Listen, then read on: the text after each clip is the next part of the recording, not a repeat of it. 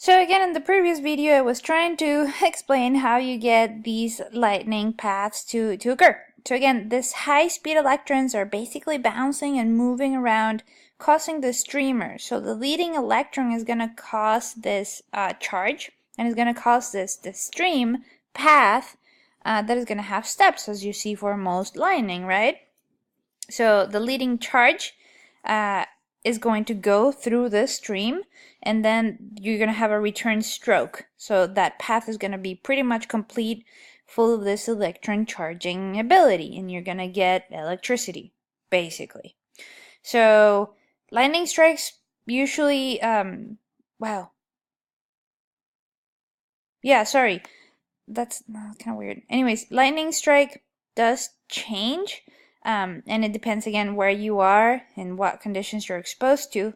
But basically, 1 out of 3,000 can happen to you for an 80-year lifetime average. So 1 out of every 3,000 people during their lifetime are going to be struck by lightning. If again, you live 80 years or so.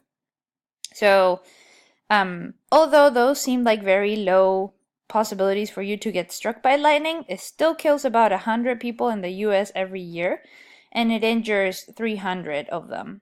And out of those 300 that survive the lightning strikes, about 70% of them suffer serious long-term damage. So it's still pretty major, in terms of damage to the actual people that it does cause damage to. So hail. Hail is another one of those things that can happen during a storm. So you might be familiar with hail, especially here in Idaho. It happens a fair amount. So initially, how hail forms is it starts as a very small ice pellet, and again, it's still frozen within the atmosphere. And then, because it is frozen, it starts to lower within the atmosphere. So it gets this coating of liquid water as it's falling down. And then by the updrafts, because they are still, strong enough, it carries it back up, still with the liquid water surrounding it. And because it carries it back up to colder levels in the atmosphere, it freezes up the outer liquid layer again. And then as it freezes the outer layer, it becomes heavier and heavier, and it sinks back down. And the same process happens. Liquid water gets coated. The updraft is still strong enough that it makes it rise, and then it freezes, and so on and so forth. So if you were to take a chunk of hail and kind of cut it through the middle, you would see that it kind of forms kind of like tree rings in a sort of way because of that coating of the liquid water around it, and then the refreezing, and then the new coating, and then the refreezing, and so on and so forth.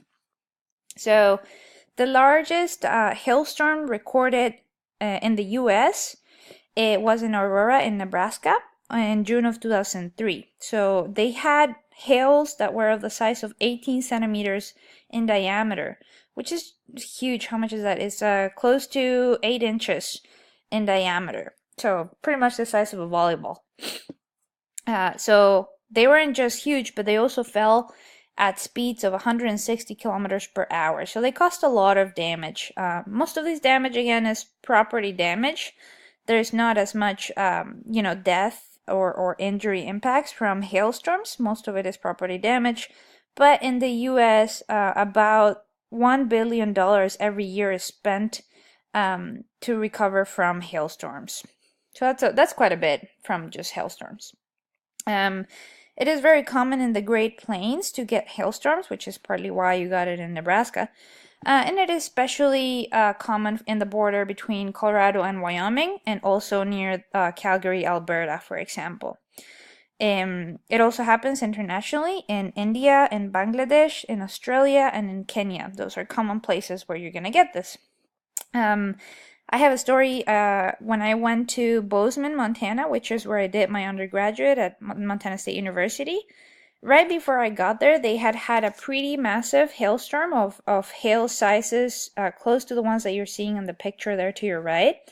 And so all of the cars, like they didn't have any free appointments to be made at like the glass door or whatever those glass replacement places are for your car for like a year over. So I couldn't get my car fixed for a year over. And my car was my sister's really, but we couldn't get it fixed for like a year. And then a lot of the buildings at the school had like replacement windows that were only temporary because the hail had caused a bunch of damage too. And my first car, actually the same one, had a bunch of hail marks on it. So that's pretty funny. I had never encountered that. Back home we have a lot of hailstorms, but the hail is tiny. It's on the order of maybe what, millimeters to half a centimeter, so not very big.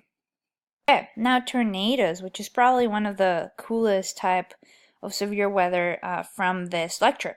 So tornadoes are basically going to spawn off severe thunderstorms. So as you saw in, I don't know, a few images back, let's see over here, from the supercell, tornadoes usually happen from a supercell. So there's a massive severe thunderstorm, and the tornado is just kind of like an evil little vortex that is coming off it. So it can have different shapes, and it can have different shapes during different times of the same tornado. So some of those shapes may be a rope, a funnel, a cylinder, and a wedge. And again, as I said, some of those shapes might actually be part of a different stage from the tornado development. So they cause about 62 deaths per year, so it's not major overall, but they are just so massive and they have so much energy that they carry along with them that they're pretty spectacular. So some people also call them twisters or even cyclones. However, cyclones also refers to hurricanes depending where you are, and also to large atmospheric low pressure systems, or even to large spinning columns of wind within the clouds. So cyclones is kind of like an overall, encompassing all definition. Twisters, tornadoes really apply more to the particular process that you're seeing here. So the vortex itself is going to be the spinning column of the wind, and the vortex must extend downward from a cloud and touch the ground to be called a tornado. So this little kind of middle part of the tornado, that hole, if you would, is going to be the vortex, and unless the vortex is not touching the ground, it is not officially called a tornado. So as you're seeing on, you're not seeing it, well, you'll see in the next picture what I mean. Okay.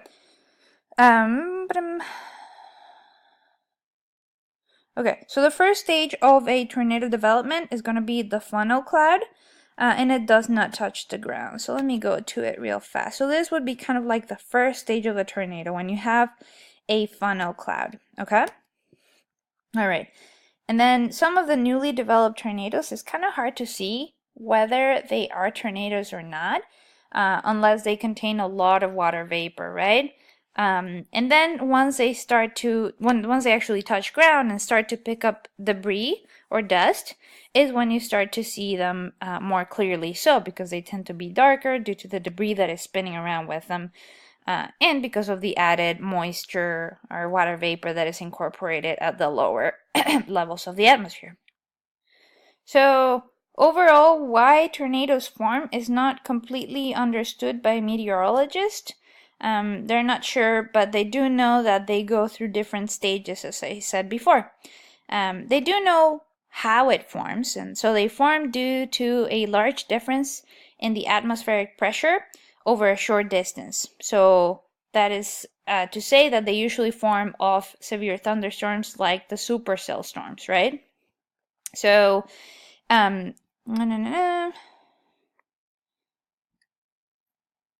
so they basically form due to major updrafts that happen near the rear of the storm. So again, going back to that same diagram, you see here that the storm kind of goes, or it seems like it's going to the right side of the image. So the tornado is forming in the rear part of that storm. Okay. So usually that is how you get, or in those parts of the storm is where you get the lower portions of the cloud that are forming, which are forming a wall cloud, as it is called. So this may begin to rotate this wall cloud towards the bottom of, or closer to the surface, and as it begins to rotate, it can create this funnel cloud-like shape. So this funnel may descend, and once it actually touches the ground is when you call it a tornado. One second, my dog wants out. So as I was saying, usually they form from initially the wall cloud.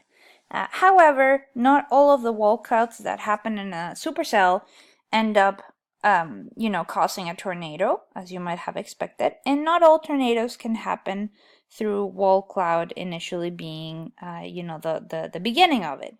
They can happen in other ways. So usually these tornadoes have stages. So they can go through all of these stages or they can skip a few of them. Just like clouds, right? So clouds not necessarily always have to go through all of them. They can skip a few depending on the conditions themselves. So let's see. So the mature stage is going to have the stronger tornadoes that have a smaller intense whirls. So those tornadoes are going to be, or those whirls, those intense whirls within the tornado are called the suction vortices.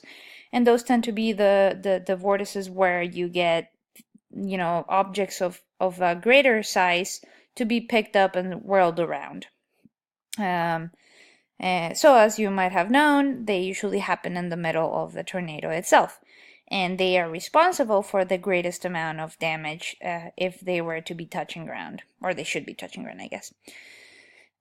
So a different stage is going to be called, or a later stage is going to be called the decaying stage, in which you have upward spiraling of air that comes in contact with downdrafts. So because of the contact with the downdrafts, is going to sort of divert the tornado's shape and is going to make the bottom of the tornado spin a little bit erratically. So it looks a little bit like a little lasso, if you would. So it's going to look a little bit twisted on the top, and it's going to be kind of funny shaped into the ground. So the bottom of the tornado, the one closest to the surface, is going to look kind of weird and erratic, and it might go kind of like in circles rather than in a straight line, as it is common, or a semi-straight line. So the diameter of the tornadoes can be in the order of tens of meters for the most part. Very few of them go, bigger than that, but a few of them can, like you'll see in your lab this week. And then the speeds of these tornadoes is somewhere between 65 kilometers per hour to 450 kilometers per hour. And depending on the speed of the tornado and the overall damage that it causes, we classify them into different kinds. And I'll talk about that in the next slide. Usually tornadoes only travel between 6 to 8 kilometers on the ground overall, which is not very much. That's about, 4 or 5 miles? But there are a few cases where they've gone hundreds of kilometers, like the case study in your book, for example, which one? I think it was 180 kilometers? So some of them do reach, very, very long lines where they're touching the ground constantly. One other thing to mention is that, again, the color of the tornadoes tends to be dark because of the dust and the debris that they pick up on their way as they're, going through the ground. And in a few extreme cases, those tornadoes are going to travel much faster than the 100 kilometers per hour. But for the most part, the greatest majority of them go under 100 kilometers per hour. So same thing as for most natural hazards, there is a lower amount of, large natural hazards, and there's going to be a greater amount of smaller natural hazards. So same idea as, say, with earthquakes or with flooding or so on and so forth, as we have talked throughout the course itself.